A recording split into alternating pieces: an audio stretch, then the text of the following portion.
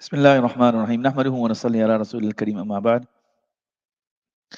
So now the Muslims are in Medina, and the way that they would perform together for Jamaat, remember the masjid is now built, and they would gather for Salah. Now at the time, there's no set way of um, congregating, because remember we congregate and we pray. So what they would do is that they would wait for the Messenger Sallallahu Alaihi Wasallam to come, then he would come and then they would pray. Now, of course, what is happening then is the Sahaba, they're waiting for long, or sometimes they are missing it because they don't know that which time exactly you're going to pray. So Allah's Messenger Sallallahu Alaihi Wasallam now is thinking about what's the best way now, what's the best way and medium to use to get the Sahaba to gather at one time and it doesn't inconvenience anyone, etc. So they're discussing, and subhanAllah, this is something that really strikes me from the Seerah. Now Allah's Messenger Sallallahu Alaihi Wasallam, on many occasions he would discuss matters with the Sahaba. Now when you make people feel involved, and that's a sign of leadership as well, great leadership. You make people feel involved, you make them feel they're part of the decision making process, and then they give it their all. So even at home, as parents as well, sometimes as a father, it's good that we have mashwara with our children. Something simple, you're going out after Eid on the Sunday, so you sit down and say, okay, where are we gonna go? Not that you come and say we're going Maracas. Maybe it's because it doesn't matter to you. You've taken Sunday off to go out with your children, right? So the simple thing is coming. Okay, kids, what do you want? Where do you want to go? Someone may say one place, someone may say somewhere else, someone may say they want to go to the zoo, right? Everybody will give their different ideas. And then, based on traffic, based on how much time you have, then you go with the best option. It doesn't hurt anyone. So the Messenger Sallallahu Alaihi Wasallam, he sat with the Sahaba. They're discussing. Some said light a fire, some said ring a bell. But Prophet Sallallahu Alaihi Wasallam didn't really feel pleased and didn't agree because a lot of these had symbolism with other faiths and religions. So he said, okay, everybody go home, as we say, sleep on it, and then let's see what happens. One Sahabi, you don't really hear much about him. His name is Abdullah ibn Zayd ibn Abdul Rabbihi. He's the first. Other Sahaba also saw a dream as well.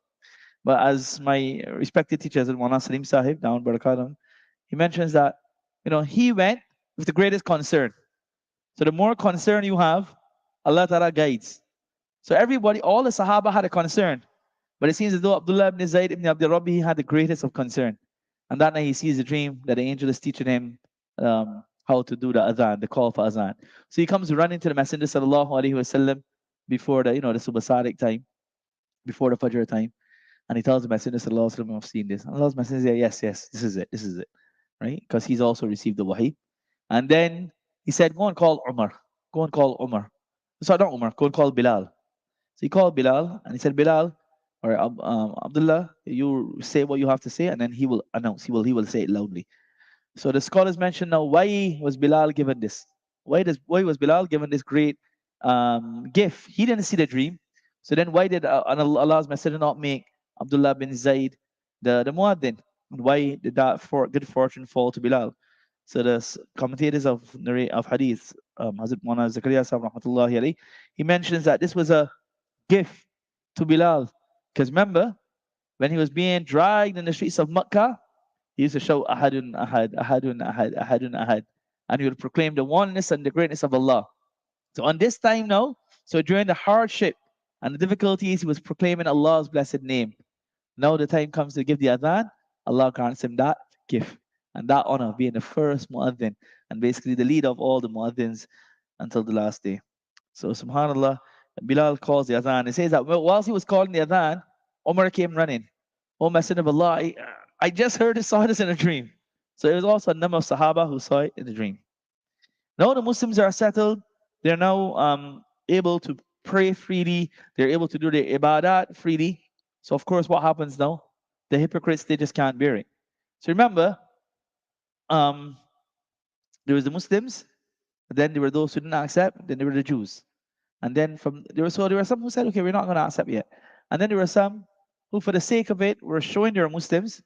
And see, hypocrisy is a very is a grave disease and a grave illness. Because what happens? Who is a hypocrite? Basically, they cannot profess loyalty to anything, right? And they always go with the flow or what is in, with what is dominant at the time. That is how they live their life. So they don't really have any usul and principles. So, for example, there's some people when it comes to politics who are like that. Whoever the ruling party is, they go with them, right? Um, so that's how the hypocrites were. ومن الناس من يعبد الله على حرف فإن أصابه خير من به وإن أصابته فتنة انقلب على وجهه خسر الدنيا والآخرة.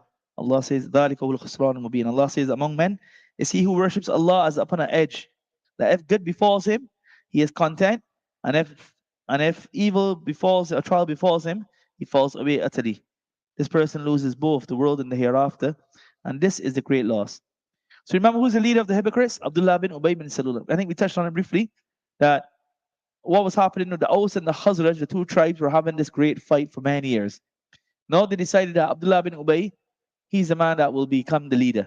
So he's about to be, his coronation is about to take place. He is about to become the leader when the message of Islam reaches the Medinans, they accept. So, his entire hope and enthusiasm and that dream of his of being the ruler now goes through the window. So so this really hurt him, and that's why he would do everything he could to undermine the Messenger sallallahu alaihi wasallam. It was then about this time as well that the Jews started to feel started having that animosity, and they also started creating issues. Now remember, these were the same people who prior to Rasulullah sallallahu alaihi wasallam's prophethood used to tell the Arabs that we're gonna gather we're gonna join this final prophet, and we're gonna come and we're gonna rule over you, and we're gonna take control of everything, etc. Now the Messenger sallallahu alaihi wasallam is calling them, and they have total freedom of religion. Remember that. They can practice as they want. There are no issues, etc. And subhanAllah, we also find in many instances of the hadith, of the seerah, that they would go to Rasulullah sallallahu alaihi wasallam to rule their affairs when they would have disputes, etc., because they knew there's no person more just than the Messenger sallallahu alaihi wasallam. Maulana Ali rahmatullahi makes a very interesting observation. He says, had there been a political leader in the place of Rasulullah sallallahu alaihi wasallam, he would have met the Jews halfway, because that's what politicians do. Let's come to a compromise. But this is religion. There's no chance of compromise here.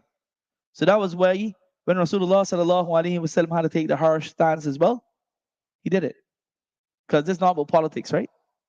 And that's what separates a politician from a messenger. Politicians will bend everything, to make your name good, but the messenger, you follow what the dictates of the Sharia is. So the Jews, one of the issues they had was their obstinacy and their pride, that why Muhammad, why a prophet from Banu Ismail and not from Banu Ishaq, from the progeny of Ishaq. And then what also made them even more hurt was some of their learned rabbis started accepting the faith. Famous amongst them is Abdullah ibn Salam radiallahu anh. That's really interesting. Abdullah ibn Salam came here, he accepted. The famous narration, he says that when I saw the Messenger sallallahu alaihi wasallam's blessed face, I recognized that this could not be the face of a liar, right? And so then he came and he accepted. He said, he told the Messenger sallallahu alaihi wasallam, I'm Abdullah ibn Salam, I'm one of their great leaders. So he said, okay, but what to do is when you call them, I'm going to hide, and don't tell them I've professed the faith as yet. Let's ask them about me. So the Jews came, Allah's Messenger asked, tell me about Abdullah bin Salam. We say, oh, he's this, he's that. He's the greatest. He's our leader. He's our chief rabbi. We love him. No person better than him. So Allah's Messenger said, so what about if he accepts Islam? And when he said he accepted, that's it. He's the worst of us. He's a blah. That's it. That's how they were. But it went to such an extent that when the Meccans asked, now who's on truth? They said, he's not on truth. You guys are more closer to the truth. Now that's outright, they knew that the Meccans are polytheists. They're worshiping idols. These are Ahl Kitab who don't worship idols. Yeah, they had a lot of ignorance that they have brought into their faith. But it went to such an extent that when it came to religion as well, they started lying for their own benefit. And then what hurt them even more was the change of the Qibla. After some 16 or 17 months, we went through this in the Quran. The verse came down because the Prophet ﷺ was first facing Masjid al-Aqsa, which made them a bit happy because that was their Qibla. Now the Prophet ﷺ is told, face Makkah al Mukarramah, face the Kaaba. I know this makes them even more angry.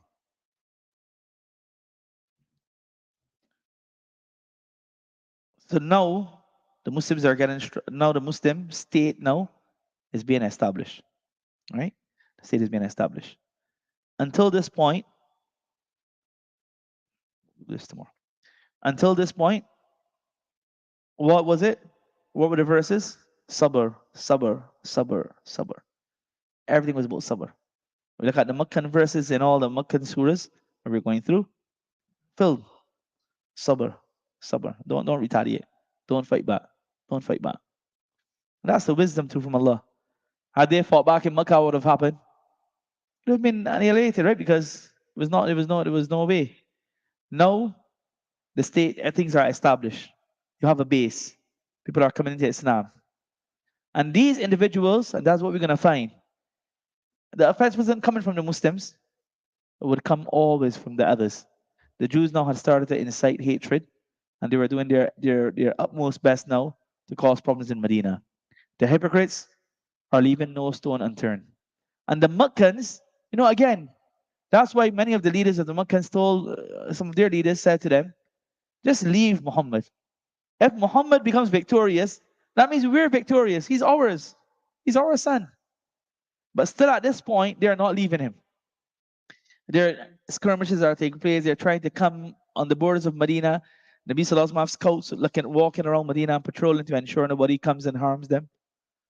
And they're just doing everything now to harm the Messenger Sallallahu Alaihi Wasallam. As I said, they're trying to liaise with the Jews and the hypocrites and all of these things. And that was when now the permission now to take up arms and protect yourself now comes down. Inshallah, now we're going to look at the first expedition and then the subsequent ones after that. SubhanAllah, subhanakallah. So Alhamdulillah, today we've done up to the 3/4 of the 14th. Tomorrow, inshallah, we'll be completing half of the Quran in Taraweeh. So tomorrow, inshallah, is Surah Bani Israel, end of Surah Nahl, Bani Israel, and majority of Surah Kahf, inshallah, tomorrow. SubhanAllah, subhanakallah.